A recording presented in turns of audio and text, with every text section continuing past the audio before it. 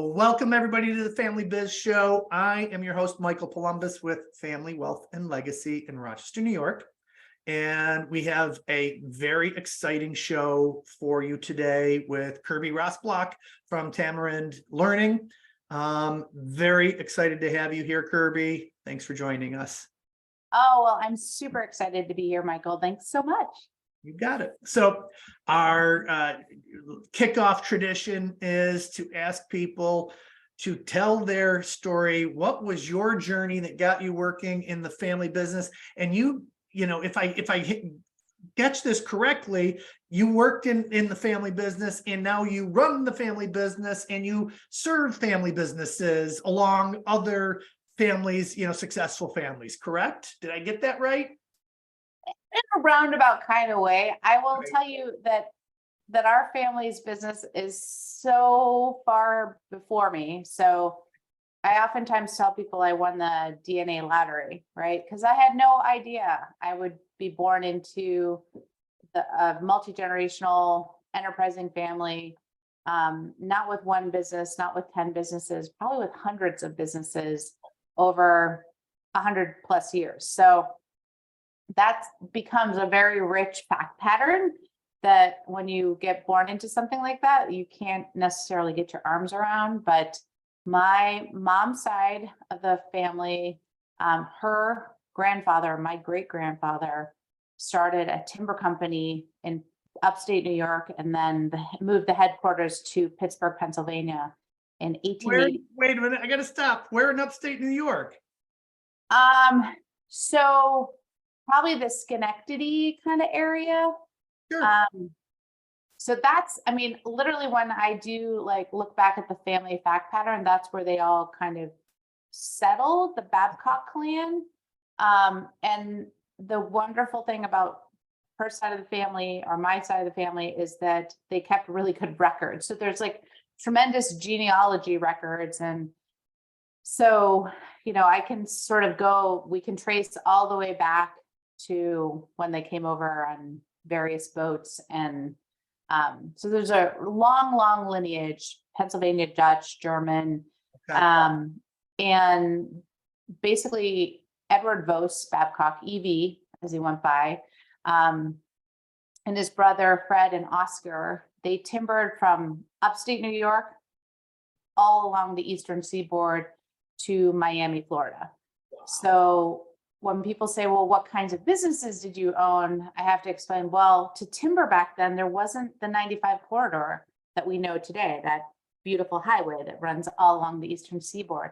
In fact, that became the 95 corridor because in the late 1800s, they bought coke mines, coal mines, and railroads, and literally would lay track, set up a town, timber 10, 15, 20,000 acres, move the next settlers down the line and start another partnership and set up the next track line and the next town. And they did that all the way to Miami.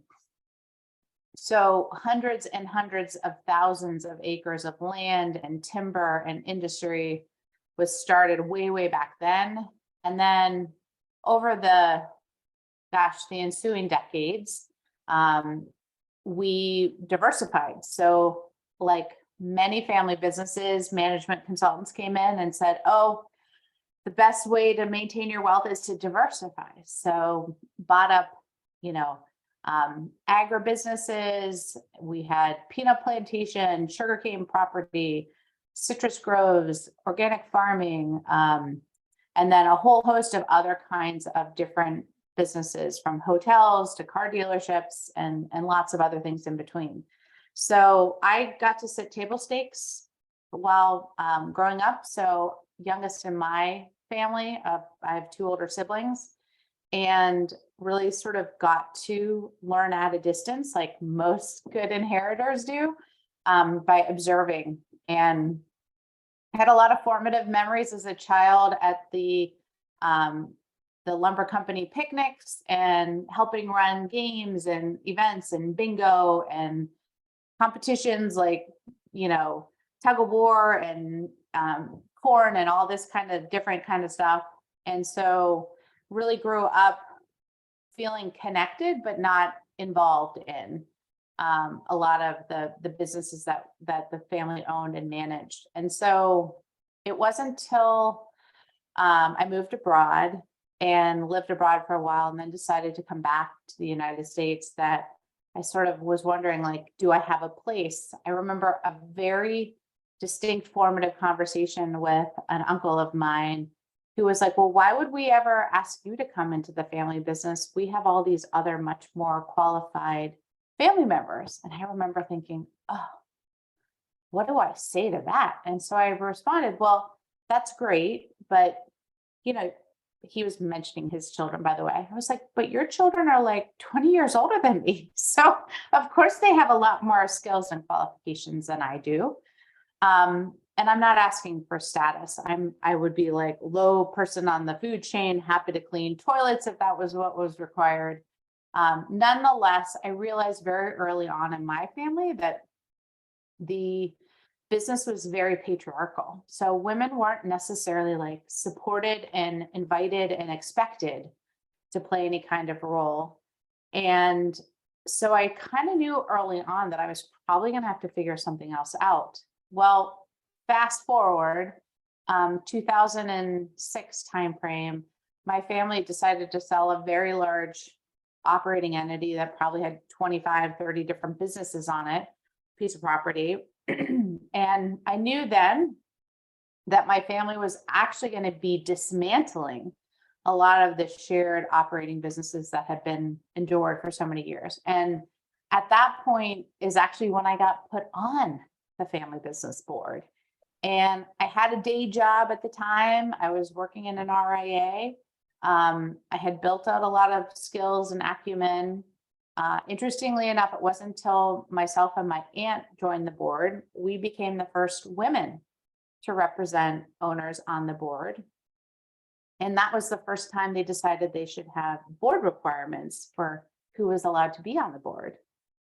So again, I always sort of felt this tension around men and women and ownership and family wealth and family business. And so fast forward, I ended up writing my dissertation on women and wealth, and finished my PhD in 2007, right around the time I got put on the family business board.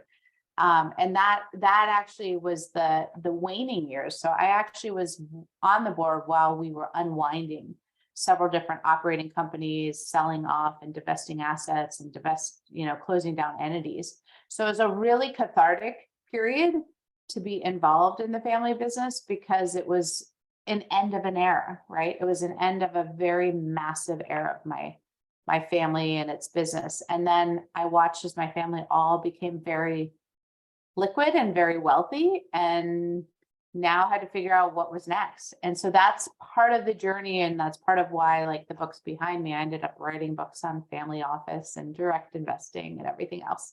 Sorry, Michael, that was probably a longer of a story than you anticipated.